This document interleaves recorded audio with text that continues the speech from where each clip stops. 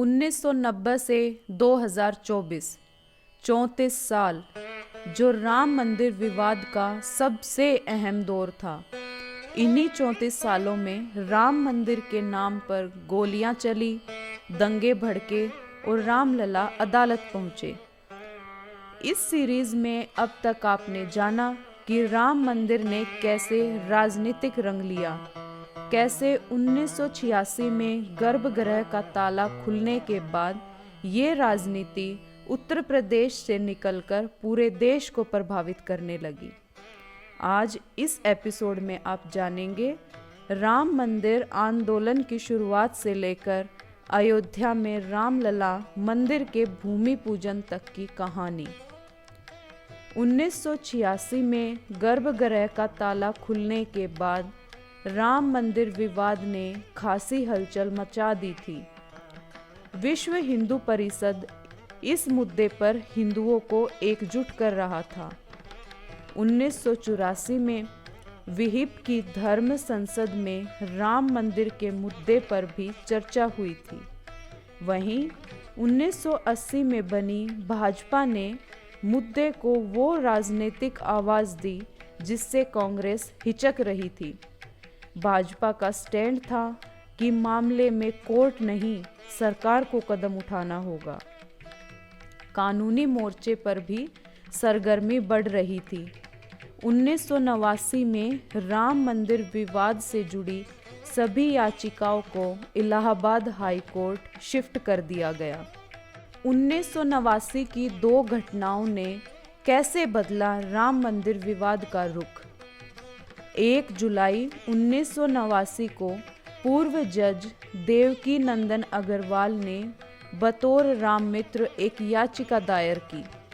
इसमें रामलला विराजमान को न्यायिक व्यक्ति बताते हुए विवादित जमीन पर उनका दावा पेश किया। रामलला को न्यायिक व्यक्ति मानने से ही 2019 में उन्हें जमीन का हक देने की राह खुली। 9 नवंबर 1989 को राजीव गांधी सरकार की परमिशन से अयोध्या में विवादित ढांचे के पास शिलान्यास किया गया। हालांकि मुस्लिम पक्ष के विरोध के चलते मंदिर निर्माण शुरू नहीं हुआ। इस विरोध ने भाजपा को मुद्दा दे दिया और असर 1990 में दिखा। 1989 में केंद्र में वीपी सिंह की सरकार बनी। उस समय उत्तर प्रदेश में सपा के मुलायम सिंह यादव मुख्यमंत्री थे। भाजपा के लाल कृष्ण आडवाणी ने 25 सितंबर 1990 को सोमनाथ से रथ यात्रा शुरू की, जिसे 30 अक्टूबर को अयोध्या पहुंचना था।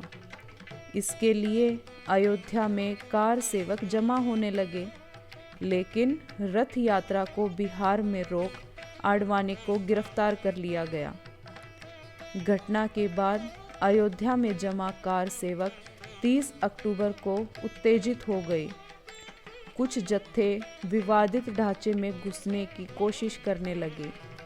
राज्य सरकार के आदेश पर पुलिस ने गोलियां चला दी। इस घटना में 16 कार सेवक मारे गए। 1991 में भाजपा के कल्याण सिंह यूपी के सीएम बने। उन्होंने अयोध्या में विवादित 2.77 एकड़ जमीन पर्यटन विकास के तहत कब्जे में ले ली। साथ ही पास की 42 एकड़ जमीन विहिप को लीज पर दे दी। वीपी सिंह सरकार के आरक्षण पर मंडल कमीशन की रिपोर्ट लागू करने से देश में अगड़ा बनाम पिछड़ा की राजनीति तेज हो गई। इस माहौल में भाजपा की मंदिर की मांग का समर्थन भी बढ़ गया। 1992 के दिसंबर में अयोध्या में कार सेवा की तारीख तय हुई। शांति व्यवस्था की बात आई तो कल्याण सिंह ने सुप्रीम कोर्ट में हलफनामा दिया कि शांति बनी रहेगी। 6 दिसंबर 1992 को अयोध्या में कार सेवकों की भीड़ थी। एजी नूरानी अपनी किताब Babri Masjid a matter of national honour में लिखते हैं, 6 दिसंबर की सुबह लाखों कार सेवक अयोध्या पहुँचे। नारे लग रहे थे, मिट्टी नहीं खिसकाएंगे, ढांचा तोड़कर जाएंगे। कोई मस्जिद के गुंबद पर चढ़ा तो किसी ने दीवार गिरानी शुरू की। अगले 6 घंटे के अंदर ही ढांचे का नामो निशान मिटा दिया गया और वहां अस्थायी मंदिर बना दिया। किसी ने भी इस घटनाक्रम को रोकने की कोशिश नहीं की। ढांचा टूटने पर देश में दंगे भड़क गए। प्रधानमंत्री पीवी नरसिम्हा राव ने सफाई दी कि सुरक्षा राज्य सरकार के हाथ में थी। यूपी में कल्याण सिंह की सरकार बर्खास्त कर दी गई। जांच के लिए लिब्राहन कमीशन बना। आडवाणी और कल्याण सिंह समेत कई भाजपा नेताओं पर केस दर्ज हुए। 1993 में केंद्र ने पूरी 67 एकड़ जमीन अधिकृत कर यथास्थिति बनाए रखी। ढांचा टूटने के बाद रामलला को टेंट में रखा गया था। 27 सालों तक वे टेंट में ही विराजे। केस की जांच सीबीआई ने शुरू की। अदालतों में केस खिंचता रहा। मंदिर आंदोलन का स्वर धीमा पड़ गया। ढांचा गिरने के 10 साल बाद 2002 में गुजरात के गोधरा में कार सेवकों से भरी एक ट्रेन की बोगी में आग लगा दी गई। गुजरात में दंगे भड़क उठे और देश में राम मंदिर की चर्चा तेज हो गई। 2002 में इलाहाबाद हाई कोर्ट ने राम जन्म स्थान के स्वामित्व विवाद में सुनवाई शुरू की और 2003 में एएसआई को सर्वेक्षण का आदेश दिया। एएसआई ने दावा किया कि खुदाई में 10वीं शताब्दी के ऐसे पत्थर मिले हैं जो हिंदू मंदिर के हो सकते हैं। इसी बीच 5 जुलाई 2005 को अयोध्या में राम जन्मभूमि परिसर पर आतंकी हमला हुआ। हमलावर लश्कर ए तैयबा के 5 आतंकियों को मार दिया गया। 30 सितंबर 2010 को इलाहाबाद हाई कोर्ट ने विवादित ज़मीन के मामले में फैसला सुनाया। कोर्ट ने ज़मीन को 3 हिस्सों में बांट दिया। सुन्नी वक्फ बोर्ड को विवादित हिस्से के बाहरी भाग, निर्मोही अखाड़े को सीता रसोई और राम चबूतरा, वहीं मुख्य भूमि रामलला विराजमान को सौंपी गई। हालांकि 6 महीने बाद ही सुप्रीम कोर्ट ने इस फैसले पर रोक लगा दी और राम मंदिर से जुड़े मामलों में खुद सुनवाई करने का फैसला किया। हालांकि सुप्रीम कोर्ट में भी ये मामला खिंचता रहा। 2014 के लोकसभा चुनाव में भाजपा ने बहुमत के साथ सरकार बनाई। पार्टी के चुनावी घोषणा पत्र में राम मंदिर प्रमुख मुद्दा था। केंद्र में नई सरकार आने के बाद कोर्ट में भी इस मामले में तेजी आई। 2017 में पहले 3 जजों की बेंच ने सुनवाई शुरू की और 2019 में तत्कालीन सीजेआई रंजन गोगोई की अध्यक्षता में 5 जजों की बेंच बनी। 9 नवंबर 2019 को इस बेंच ने अयोध्या राम जन्मभूमि मामले में अपना फैसला सुनाया, जिसमें विवादित भूमि पर रामलला विराजमान का स्वामित्व माना गया। सुप्रीम कोर्ट ने अपने फैसले में 2.77 एकड़ भूमि पर रामलला विराजमान का अधिकार माना।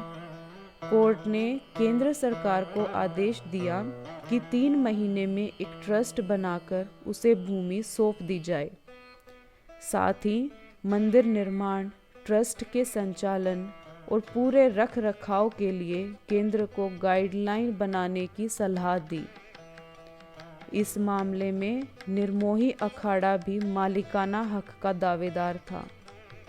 कोर्ट ने जमीन पर उसका दावा नहीं माना, लेकिन ये ज़रूर कहा कि राम मंदिर के ट्रस्ट में उसका प्रतिनिधित्व हो।